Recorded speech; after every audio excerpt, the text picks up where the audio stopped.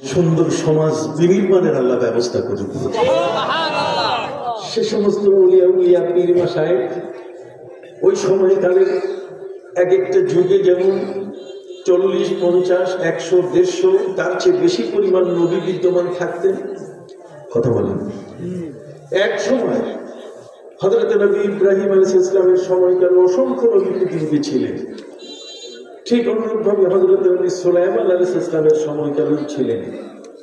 এই পরবর্তীতে বনী ইসরাইলের সময়কালে অসংখ্য নবী পৃথিবীর মধ্যে একসাথে বিদ্যমান ছিলেন।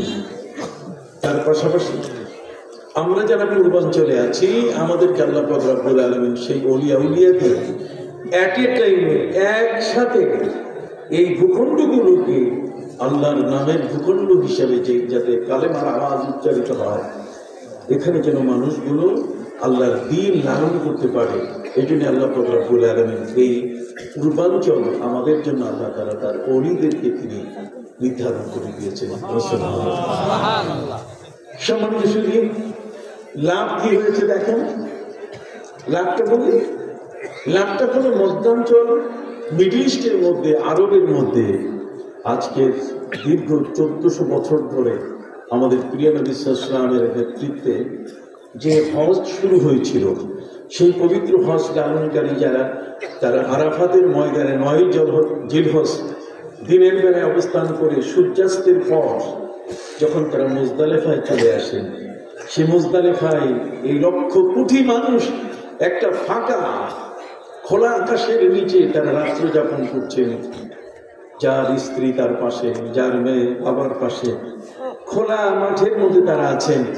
আজকের এই 1400 বছর ধরে দীর্ঘদিন পর্যন্ত হজ পরিচালিত হচ্ছে, হজ অনুষ্ঠিত হচ্ছে। আপনি কি কখনো শুনেছেন যে কোনো নারী কিডন্যাপ হয়েছে, কোন মহিলার ইজ্জত নষ্ট হয়েছে, কোন মহিলাকে সেখান থেকে পালিয়ে অন্য কোথাও কেউ নিয়ে গেছে?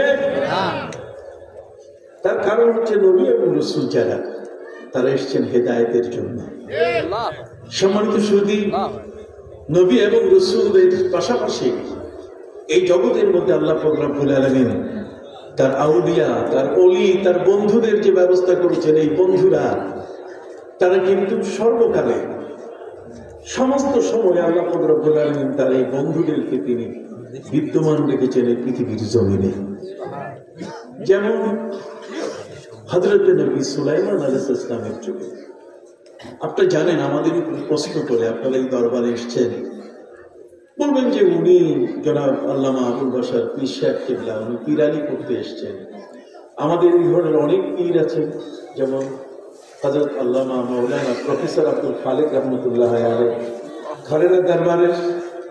ঠিক অনুরূপভাবে আমার ভাগনা তিনি বলেন সাইফুল মালিক রহমতুল্লাহ আলাইহি, এই যে যিনি আছেন বর্তমান, তিনি সহ আর অন্যান্য যে সমস্ত সারসিনা বলেন, ফুরফুরা বলেন, সারা পৃথিবীর মধ্যে বর্তমান ছড়িয়ে ছিটিয়ে আছে যে দরবার, সেই দরবারের মানুষগুলো আমরা আমাদের জীবনে যে আমলগুলো আমরা করে যাচ্ছি, আপনি অবাক হয়ে যাবেন যে আমাদের এই আমলগুলোর পক্ষে এর সাপোর্ট এত বেশি। ওই জাহেল বক্তা বলছে যে ওলি মানে দুশমন, দুশমনের দরবারে যাওয়া যাবে না, আল্লাহর ওলিদের কাছে যাওয়া যাবে না। অথচ আপনি দেখেন আল্লাহর ওলিদের কাছে হযরত নবী মুসা আলাইহিস সালামকে আল্লাহ তাআলা পাঠাই দিয়েছেন হযরত খিজির আলাইহিস সালামের কাছে। সুবহানাল্লাহ। আজকে যদি আমরা বক্তৃতায় বলি, হযরত শাহজালাল ইমানি রাহমাতুল্লাহি আলাইহি সুরমা নদী পাড়ি দিতে গিয়ে একটা যায় নামাজের উপরে 360 জন তার সাগরেদকে তিনি সেখানে তুলেছিলেন। গোবিন্দরাজ, গৌর গোবিন্দ নদীর ওপারে কখনো যেন যেতে না পারে, এই জন্য সে তার স্বর্ণ দিয়ে একের পরে এক পাথরের স্তূপ করে রেখেছিল সুরমা নদীর ওই পারে। হযরত শাহজালাল ইয়ামানি আল মুজাদ্দিদি রাহমাতুল্লাহি আলাইহি তিনি দেখলেন এই পাথর সরানোর জন্য কোন ধরনের লেবারের প্রয়োজন নাই, ওই পাথরগুলো সরিয়ে ওই পারে উঠার জন্য কোন ধরনের ট্রেজারের প্রয়োজন নাই।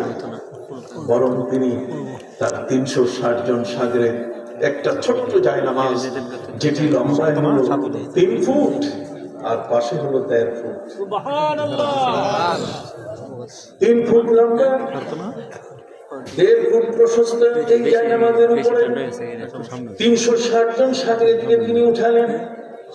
এরপরে তিনি ওই মুহূর্তে স্লোগান দিলেন, শিল হট্ট, শিল হট্ট। শিল মানে পাথর, হট্ট মানে সরো। ওই যে সিলেট নাম হয়েছে, সিলেট নাম হয়েছে কারণে যে শিল হাট, শিল হাট। শিল মানে পাথর আর হট মানে সর, পাথর সর। জগতের মধ্যে আল্লাহ রব্বুল আলামিন এমন কোন বস্তু, এমন কোন সৃষ্টি তার নাই যে সৃষ্টি আল্লাহকে চেনে না। পবিত্র কোরআন মজিদে আল্লাহ রব্বুল আলামিন বলেন, কুল্লুন কাদ আলিমা সালাতাহু ওয়া তাসবিহা। সৃষ্টির প্রতিটি জিনিস আল্লাহর ইবাদত করতে জানে, আল্লাহর তাসবিহ করতে জানে। এখানে পবিত্র কোরআন মজিদে আল্লাহ রব্বুল আলামিন বলেন, সাব্বাহা লিল্লাহি মা ফিস সামাওয়াতি ওয়া মা ফিল আরদ। আসমান এবং জমিনের মধ্যে এমন কোন সৃষ্টি নাই আল্লাহর নামে তাসবিহ পড়ে না। সবাই আল্লাহর নামে কি পড়ে? তাসবিহ পড়ে। অতএব কবি বলেছেন, ঝিঝি পোকা সর্বদাই ঝিঝি রব করে, ঝিঝি পোকা সর্বদাই ঝিঝি রব করে, ঝরঝর নরে বৃক্ষ অতি মৃদু স্বরে, ঝিমঝিম করে গিরি শুনিতে মধুর, আর কিছু নহে উহা কেবল জিকিরে প্রভু। এসব ভেদের কথা, এসব ভেদের কথা জানে সেই জন যাহাতে দিয়াছেন আল্লাহ বাতিনি শ্রবণ। যাকে আল্লাহ বাতিনি শ্রবণ দিয়েছেন, কানটা ঠিক নাই, কানটা ঠিক নাই। তোমার কলমটা ঠিক করতে পারো না, এই কলমটা তুমি কলমে উঠে রাখছো, তুমি হাঁটুতে নিয়ে গেছো, জায়গাটাকে জায়গায় তুমি নিয়ে গেছো। দেখো, তুমি বুঝো না এদেশের যে মাদ্রাসাগুলোতে তুমি পড়ছো, এই মাদ্রাসাগুলো আল্লাহর ওলিদের করা মাদ্রাসা। বাংলাদেশের এমন কোন মাদ্রাসা পাওয়া যাবে না। এখন নতুন নতুন নামে তোমরা সেই শিক্ষা প্রতিষ্ঠানগুলোর নাম দিয়েছ, কিন্তু এক সময়কালে এই মাদ্রাসাগুলোর নাম ছিল শাহজালাল এই ইসলামিয়া মাদ্রাসা। কথা বল না? এটি ছিল এক সময় ওই যে ফুরফুরা দরবারের সিদ্দিকিয়া মাদ্রাসা। কথা কল। এই বাংলাদেশের মধ্যে মানুষের কাছে দিন প্রচারের জন্য এই মাদ্রাসার পাশাপাশি আল্লাহর ওলিরা তারা আবার খানকারও ব্যবস্থা করেছেন। তারা খানকা খুঁজে পায় না। খানকা আছে না, খানকা দরবার শরীফের কি খানকা, দরবারও বলতে চায় না। আমি আজকের এগুলো একটু বিশ্লেষণ করতে চাই আপনাদের সামনে। আপনার শুনবেন কথা বুঝতে পারছি? বন্ধুরা আমার, এদেরকে আমি বারবার বলি, লেখাপড়া করো, তাফসীরে বায়দাবি খোলো। যে তাফসীরে বায়দাবি শুধুমাত্র সূরা বাকারার কিছু অংশ পড়ে তুমি কামিল পাস করেছো, এখনো পুরা তাফসীরে বায়দাবি তুমি পড়ো নাই। কামিল তাফসীরে বায়দাবির পুরাটা অর্ধেকটা পড়া হয় এখানে। সম্মানিত সুধী, সেই তাফসীরে বায়দাবির মধ্যে সেখানে খানকা শব্দ আছে। সুবহানাল্লাহ, সুবহানাল্লাহ। কত আগে তিনি তাফসীরে বাইজাবি লিখেছেন, তার তাফসীরে বাইজাবির মধ্যে কি আছে? খানকা শব্দ আছে। অসংখ্য বিষয় এমন আছে যে বিষয়গুলো তারা স্বীকার করতে চায় না। ওদের ভাষা শুধু একটাই, বেদাত। শুধু তারা বলে ওঠে বেদাত, বেদাত শব্দটি দিয়ে সাধারণ মানুষের মনগুলোকে তারা প্রদূষিত করে, অথচ বেদাতের ছুরি দিয়ে তারা সুন্নতগুলোকে জবাই করে। সম্মানিত সুধী বন্ধুরা,